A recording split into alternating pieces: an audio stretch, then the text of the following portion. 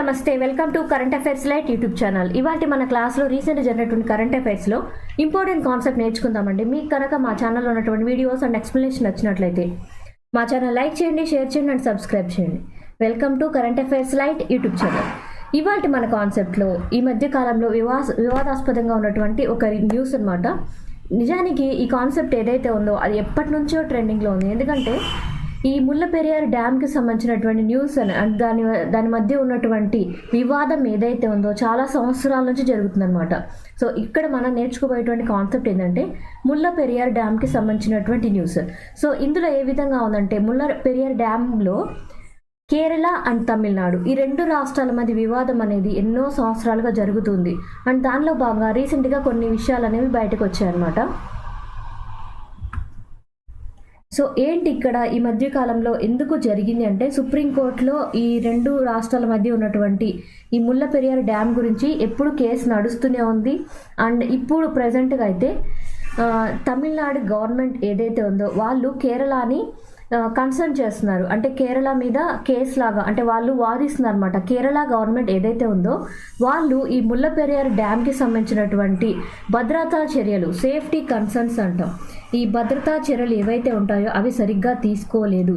And దాంతోపాటు దాని maintenance work అంటే మనకి ఒక డ్యామ్ కనుక వాటర్ స్టోరేజ్ డ్యామ్ కనుక ఉంటే మనం ఎప్పటికప్పుడు దాన్ని మెయింటైన్ చేయాలి.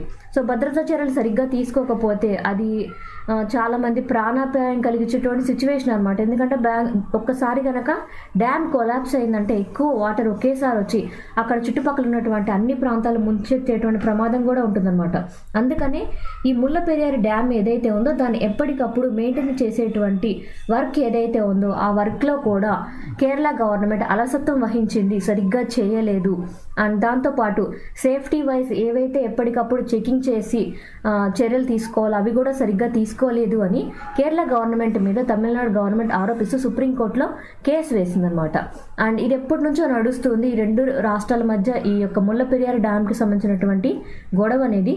సో ప్రజెంట్ అయితే కేరళ గవర్నమెంట్ పరంగా వచ్చినటువంటి ఇష్యూ ఏంటంటే కేరళ గవర్నమెంట్ వాళ్ళు ఎప్పటికప్పుడు మెయింటెనెన్స్ వైజ్ చేయాల్సినటువంటి పనులు ఏవైతే ఉంటాయో అవి సరిగ్గా చేయడం లేదు, అవి డిలే చేస్తూ వస్తున్నారు, చాలా నిదానంగా చేస్తున్నారు.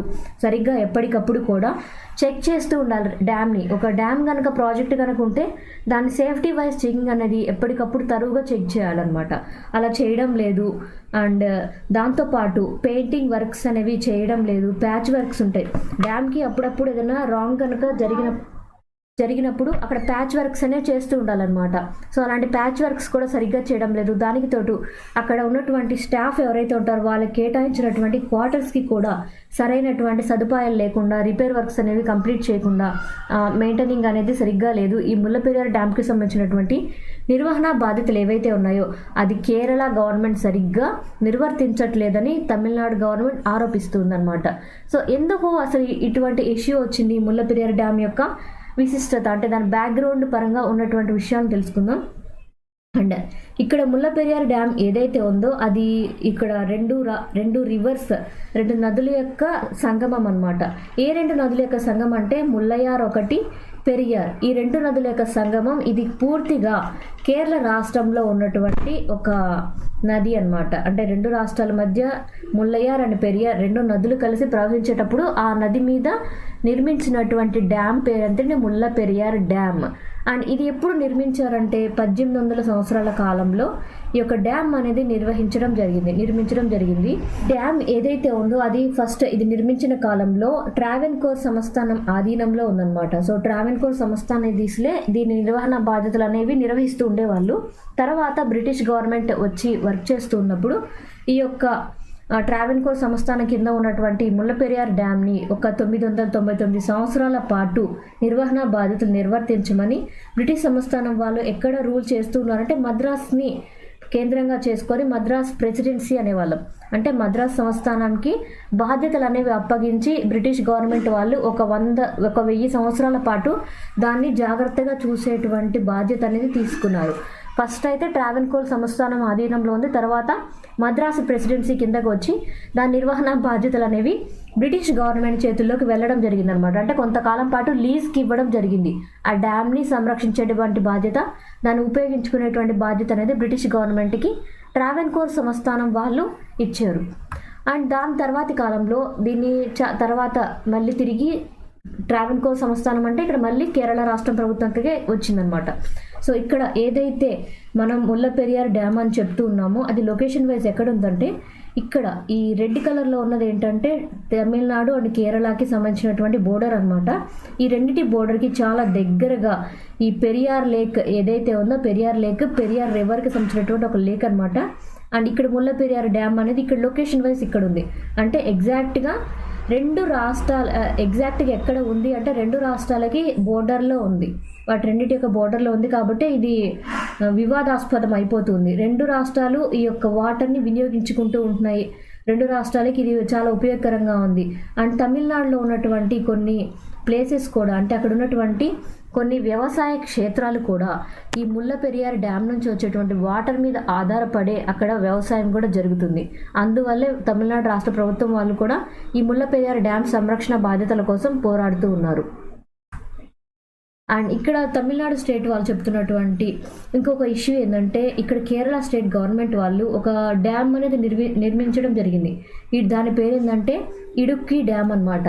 సో ఇడుక్కి డ్యామ్ ఏదైతే ఉందో అది 45 కిలోమీటర్ల దూరంలో ఉంది. ఇక్కడ ఉన్నటువంటి ముల్లపెరియార్ డ్యామ్కి 45 కిలోమీటర్ల దూరంలో ఇడుక్కి డ్యామ్ని కేరళ గవర్నమెంట్ నిర్మించడం జరిగింది.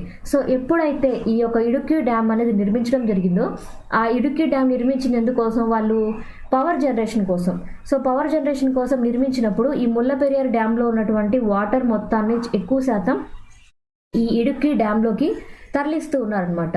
సో ఇడుక్కి డ్యామ్లోకి ఎక్కువ వాటర్ వెళ్ళిపోతూ ఉన్నప్పుడు ఇక్కడ బోర్డర్ తర్వాత అంటే స్టేట్ బోర్డర్ దాటి ఏదైతే వాటర్ అనేది తమిళనాడులోకి వెళ్ళి తమిళనాడులో ఉన్నటువంటి వ్యవసాయ క్షేత్రాలకి పంట పొలాలకి వినియోగించబడాలో ఆ యొక్క వాటర్ అనేది తగ్గిపోతుంది. ఎక్కువ వాటర్ ఏదైతే ఉందో అది మొత్తం ఇడుక్కి డ్యామ్లో స్టోర్ అయిపోయి అక్కడ వాళ్ళు కరెంటుని ఉత్పత్తి చేయడానికి వినియోగిస్తున్నారు. సో అలా చేయడం వల్ల ఏంటంటే ఇలా ఇడుక్కి డ్యామ్ అనేది కట్టడం వల్ల ముల్లపెరియార్లో ఉన్నటువంటి డ్యామ్లో ఉన్నటువంటి ఎక్కువ వాటర్ ఇడుక్కి డ్యామ్లోకి మళ్లించబడింది.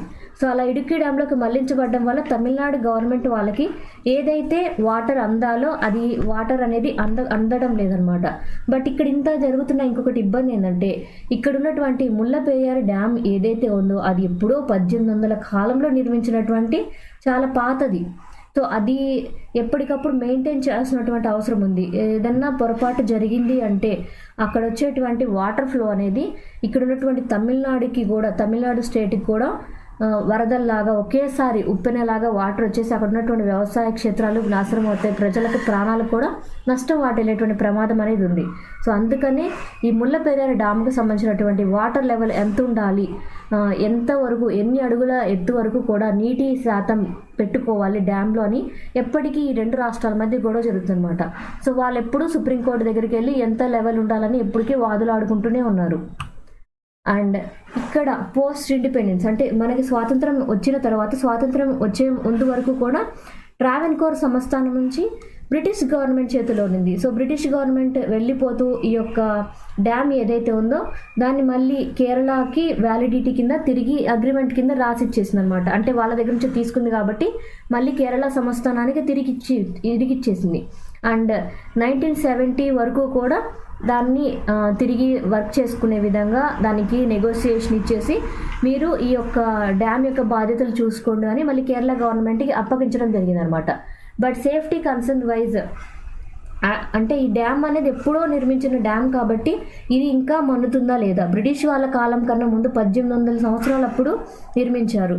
అది 1979 టైంకి అంటే చాలా సంవత్సరాలు అయిపోయింది, అప్పటికే 100 సంవత్సరాలు దాటింది.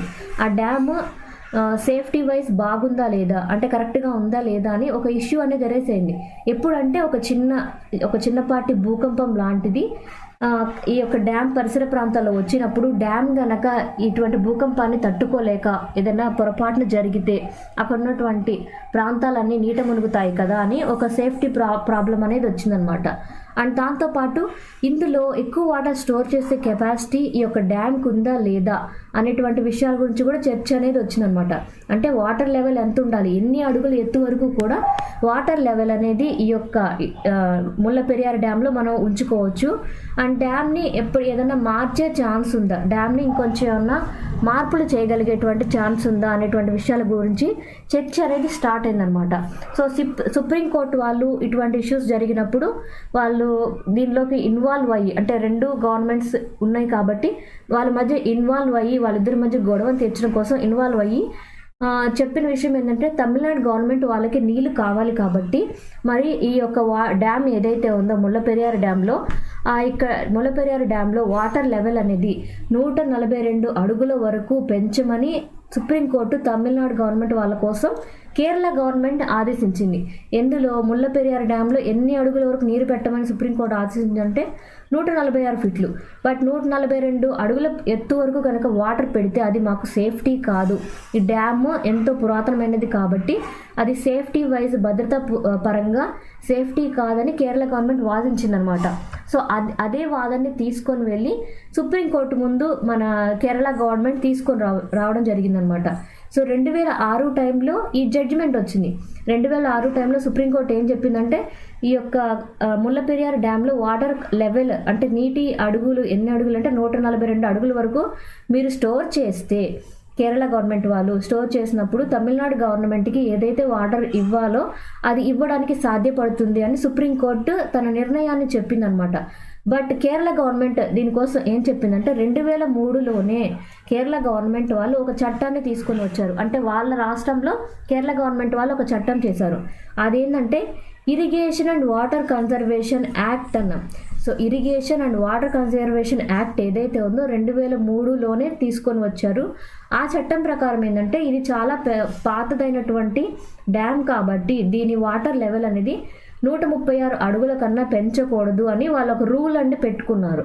సో ఈ రూల్ ఏదైతే ఉందో ఆ రూల్ 2014 టైంకి కూడా అదే అప్లై చేస్తూ వస్తున్నారు. ఎందుకంటే పాత డ్యామ్ కాబట్టి మేము 136 అడుగుల కన్నా పెంచలేము ఆ యొక్క వాటర్ లెవెల్ అనేది అని కేరళ గవర్నమెంట్ వాదిస్తూ వస్తుంది అనమాట.